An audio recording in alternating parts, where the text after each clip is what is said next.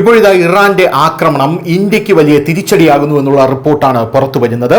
ഇറാനും പാശ്ചാത്യ രാജ്യങ്ങളും തമ്മിൽ നടക്കുന്ന യുദ്ധം ഇപ്പോൾ ഇന്ത്യയുടെ സാമ്പത്തിക താൽപ്പര്യങ്ങളെ നേരിട്ട് ബാധിക്കുന്നു എന്നുള്ളതാണ് പ്രധാനപ്പെട്ട കാര്യം. ഇറാന്റെ തന്ത്രപരമായിട്ടുള്ള തുറമുഖ നഗരമായിട്ടുള്ള ബന്ദർ അൻസാലിയിൽ യുഎസും ഇസ്രായേലും നടത്തിയ വ്യോമാക്രമണം ഇന്ത്യയും റഷ്യയും തമ്മിലുള്ള ഭാവി വ്യാപാരത്തെ തന്നെ ചോദ്യചിഹ്നമാക്കി മാറ്റിയിരിക്കുന്നു എന്നാണ് നമുക്ക് മനസ്സിലാകുന്നത്. ഈ ആക്രമണം വെറും ഒരു സൈനിക നടപടിയല്ല, മറിച്ച് ഇന്ത്യക്ക് മധ്യേഷ്യയിലേക്കുള്ള കവാടമായി കണക്കാക്കപ്പെട്ടിരുന്ന international north south transport corridor INSTC അവിടെ ആ ഹൃദയഭാഗത്തേക്കുള്ള ആക്രമണമാണ് ഇപ്പോൾ ഉണ്ടായിരിക്കുന്നത്. ഇന്ത്യയുടെ $100 ബില്യൺ പദ്ധതിയാണ് ഇത് എന്നുള്ളതാണ് നമ്മൾ മനസ്സിലാക്കേണ്ട കാര്യം. 2030 ആകുമ്പോഴേക്കും ഇന്ത്യയും റഷ്യയും തമ്മിലുള്ള ഉഭയകക്ഷി വ്യാപാരം $100 ബില്യൺ അതായത് 9 ലക്ഷം കോടി രൂപയിൽ കൂടുതൽ അതിലേക്ക് ഉയർത്തുക എന്നുള്ളതായിരുന്നു ലക്ഷ്യം.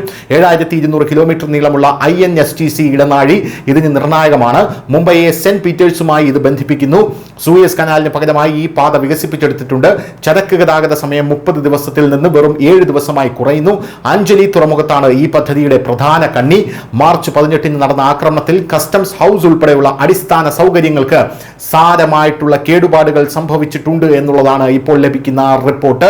ഇന്ത്യയുടെ താൽപര്യങ്ങൾക്ക് മേലുള്ള നേരിട്ടുള്ള ആക്രമണമായാണ് ഇന്ത്യ ഇതിനെ കണക്കാക്കുന്നത്. ഇന്ത്യ വലിയ നിക്ഷേപം നടത്തുന്ന ചബഹർ തുറമുഖത്തിന് നേരെയും നേരത്തെ ആക്രമണങ്ങൾ നടന്നിരുന്നു. ബന്ദർ അഞ്ജലിക്ക് നേരെയുള്ള ആക്രമണം ഈ ഇടനാഴിയുടെ വിശ്വാസ്യത കുറയ്ക്കുമെന്നും ഇൻഷുറൻസ് ചരക്ക് നിരക്കുകളിൽ വലിയ കുതിച്ചുചാട്ടം ഉണ്ടാക്കുമെന്നും വിദഗ്ധർ പറയുന്നു. ഇതുവരെ സുരക്ഷിതമെന്ന് കരുതിയിരുന്ന ഈ റൂട്ടിലെ അപകട സാധ്യത വർദ്ധിക്കുന്നത് മധ്യേഷ്യൻ രാജ്യങ്ങളുടെ വ്യാപാരത്തെയും പ്രതികൂലമായി ബാധിക്കുമെന്ന് മോസ്കോ സ്റ്റേറ്റ് യൂണിവേഴ്സിറ്റി പ്രൊഫസർ റനാറ്റ് കരമുർസോവ് മുന്നറിയിപ്പ് നൽകുന്നുണ്ട്.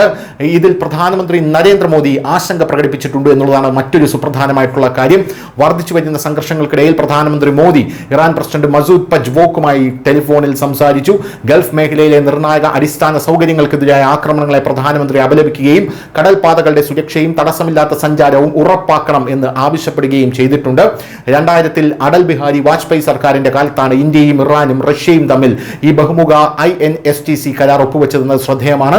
2025 അവസാനത്തോടെ 7.5 ദശലക്ഷം ടണ്ണിലധികം ചരക്ക് ഈ പാതയിലൂടെ കൊണ്ടുപോകുക എന്നതാണ് ലക്ഷ്യമെന്ന് റഷ്യൻ ഉപപ്രധാനമന്ത്രി വിറ്റാലി സാവലിയേവ് അടുത്തിടെ പറഞ്ഞിരുന്നു. എന്നാൽ നിലവിലെ യുദ്ധ സാഹചര്യം ഈ പദ്ധതിക്ക് വലിയ വെല്ലുവിളിയായി മാറിയിരിക്കുന്നു. ഇതിൽ റഷ്യ കടുത്ത പ്രതികരണമാണ് നടത്തിയിരിക്കുന്നത് എന്നുള്ളതാണ് മറ്റൊരു റിപ്പോർട്ട്. റഷ്യൻ വിദേശകാര്യ മന്ത്രാലയ വക്താവ് മറിയ സഖാറോവ ആക്രമണത്തെ നിരുത്തരവാദപരമെന്ന് വിശേഷിപ്പിക്കുകയും സംഘർഷം രൂക്ഷമാക്കുകയും കാസ്പിയൻ മേഖലകളിലെ രാജ്യങ്ങളെ ഇതിൽ ഉൾപ്പെടുത്തുകയും ചെയ്തേക്കാം എന്നാണ് പ്രതികരിച്ചിരിക്കുന്നത്. News desk news India Malayalam.